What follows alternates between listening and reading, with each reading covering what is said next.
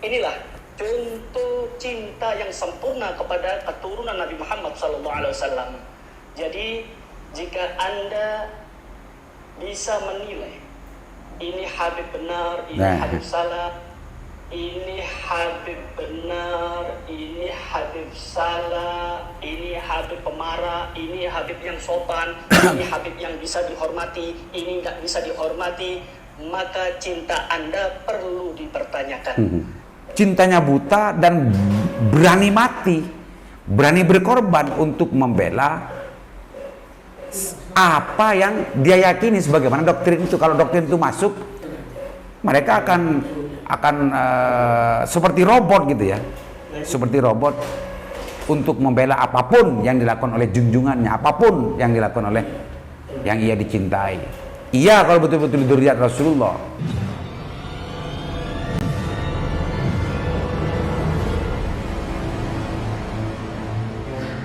Assalamualaikum warahmatullahi wabarakatuh. Bismillahirrahmanirrahim. Bismillahirrahmanirrahim. La yasugul khaira illallah. Bismillahirrahmanirrahim. La yasrifu su'a illallah. Bismillahirrahmanirrahim. Maka minatin faminallah. Bismillahirrahmanirrahim. La hawla wa la quwata illa billah. Allahumma salli wa sallim ala Muhammadin al-fatih lima ulika wa la khatimi lima sabaq. Nasil haqqi bil haqqi wal hadi ila siratal mustaqim. Wa ala alihi wa sahbihi haqqa qadrihi wa miqdarihil azim. Pemirsa, kita akan kembali ya menyaksikan sebuah video yang saya menemukan sebuah video ceramah dari salah satu Habib gitu ya, namanya saya kurang tahu, tapi saya mendengarkan dan menonton video ini, menurutku sangat aneh gitu ya, menurutku sangat aneh, yang berisi sebuah doktrin yang sangat luar biasa kepada umat kalau tidak teliti gitu. Kita saksikan videonya pemirsa. Lalu bagaimana caranya agar kita tetap mencintai mereka ketika ada perselisihan di dalam pemahaman atau beda cara dakwah di antara keturunan Nabi Muhammad SAW? Antara keturunan Nabi Muhammad SAW. Satu-satunya cara adalah kita tidak usah ikut campur masuk di dalam permasalahan Ahlul Bait. Dan kita tidak boleh berpihak kepada salah satu di antara mereka. Inilah cinta yang sempurna kepada Ahlul Bait, keturunan Nabi Muhammad SAW. Di dalam kitab Nurul Absar, Abdul Wahab Asy'arani pernah mengatakan, wa mimma manallahu bihi alayya adamu du'ai ala syarifin idza zalamani fadlan an kauni ashkuhu min buyutil hukam wa idza takhasama syurafa'u ma'a ba'dihim ba'dha la antasiru li ahadin minhum dunal akhar bal atlubu sulha bainahum la ghair. Termasuk anugerah Allah Subhanahu wa Ta'ala yang telah diberikan kepada aku adalah aku sangat cinta kepada anak turun Nabi Muhammad SAW. Jika ada anak turun Nabi Muhammad mendolimi aku tidak pernah mendoakan jelek kepada dia. Lebih-lebih aku laporkan kepada aparat setempat. Lebih-lebih aku laporkan kepada aparat setempat. Tidak pernah hal tersebut aku lakukan kepada anak turun Nabi Muhammad SAW. Bahkan jika ada cekcok, perselisihan pemahaman di antara keturunan Nabi Muhammad SAW, aku tidak ikut campur. Aku tidak akan membela salah satu di antara mereka. Yang aku harapkan saat itu adalah as-sulha, perdamaian, la ghair, bukan yang lainnya. Bukan tambah manas-manasi, bukan tambah ngadu domba antara keturunan Nabi Muhammad SAW. Inilah contoh cinta yang sempurna kepada keturunan Nabi Muhammad SAW. Jadi jika Anda bisa menilai ini Habib benar, ini Habib salah, ini Habib benar, ini Habib salah, ini Habib pemarah, ini Habib yang sopan, ini Habib yang bisa dihormati, ini nggak bisa dihormati, maka cinta Anda perlu dipertanyakan. Cintai Ahlul Bait bukan karena selera Anda. Cintai Ahlul Bait bukan karena sesuai dengan organisasi Anda. Akan tetapi cintai Ahlul Bait karena di dalam tubuhnya mengalir darah Nabi Muhammad SAW. Pemirsa, itu kalau kita simak sekilas tidak seksama, kayak normal-normal saja. kitab yang dibacakan itu Nurul Absar ya. Apa ya, nggak anu saya kurang jelas tadi. Tapi muallif kitab itu menerangkan bahwa dirinya itu berterima kasih, bersyukur kepada Allah dikasih anugerah gitu ya, mencintai dzurriyyat syarif atau syarif gitu ya, sehingga kecintaannya terhadap dzurriyyat Rasulullah itu, kalau seandainya ada dzurriyyat Rasulullah yang mendolimi dirinya, dia tidak akan pernah melawan, dia tidak akan melaporkan gitu ya, sederhananya begitu. Dan kalau dia menemukan dan menjumpai perselisihan antara dzurriyyat Rasulullah, dia tidak akan ikut campur dan tidak akan tidak akan memanas-manas, katanya istrinya Oknum Habib itu ya. Dan dia berharap agar segera ada perdamaian di antara perselisihan dzurriyyat Rasulullah itu kalau dia menemukan itu. Tidak ada yang lain. Nah, pernyataan muallif dari kitab itu yang dibacakan oleh Oknum Habib ini justru apa ya, istilah yang benar ya, istilah yang pas ya, dipelintir gitu ya, dipelintir pada akhirnya. Kalau ada Habib yang salah, ada Habib yang kasar, ada Habib yang benar, Habib yang kasar, ada Habib yang larinya ke Habib. Larinya ke Habib. Sebetulnya dalam konteks ini adalah bicara masalah Ahlul Bait dan dzurriyyat Rasulullah. Dzurriyyat Rasulullah dan Ahlul Bait. Lah, saya melihatnya doktrin-doktrin semacam ini masuk gitu ya kepada banyak orang, bahkan banyak orang terpapar dengan doktrin-doktrin yang model semacam ini, sehingga tidak melihat apa namanya salah benar, tidak melihat baik buruk, tapi karena cintanya kepada Habib itu ya, justru membutakan semuanya.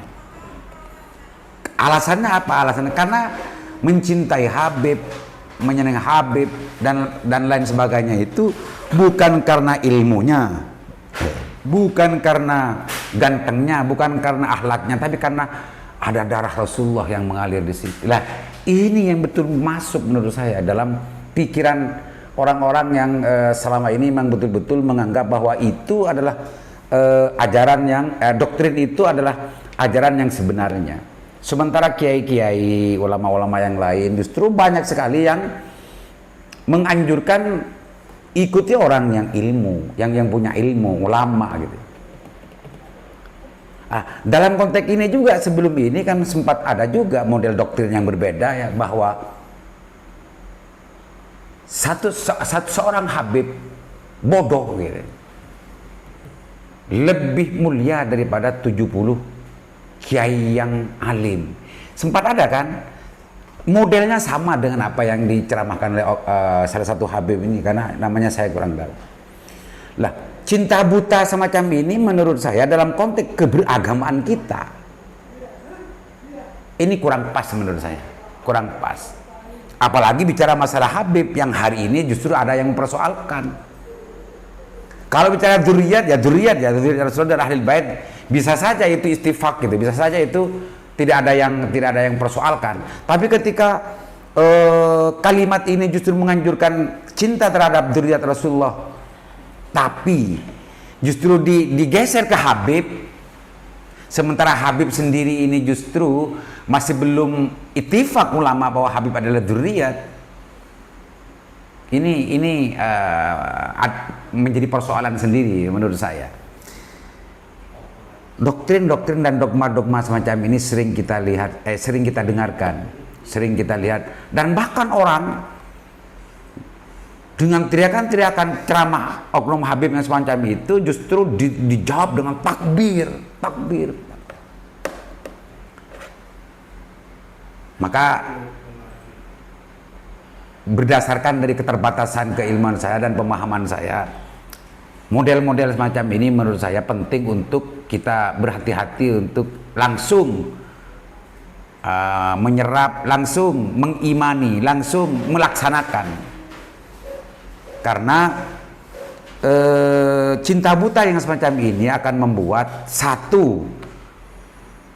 si Habibnya sendiri itu akan merasa paling mulia gitu ya, atau merasa seolah-olah maksum gitu ya. Dan banyak hal lain yang sebetulnya yang apa namanya mempunyai nilai yang tidak baik. Pemirsa Usik, dalam konteks persoalan dogma dan doktrin semacam ini sebetulnya tidak hanya dalam persoalan HB. Ada banyak juga yang justru ini dilakukan dan dilaksanakan pihak-pihak lain. Tidak hanya Bani Alawi, ada bani-bani yang lain sebetulnya yang melakukan hal semacam ini sebetulnya. Modelnya dan gayanya juga. Ya sederhananya ya nyatakan syafaat dalam istilah Madura itu. Mengiming-imingi syafaat terhadap umat dan menakut-nakuti dengan kualat gitu ya, di sisi yang lain, sehingga umat tidak dikasih kesempatan untuk berpikir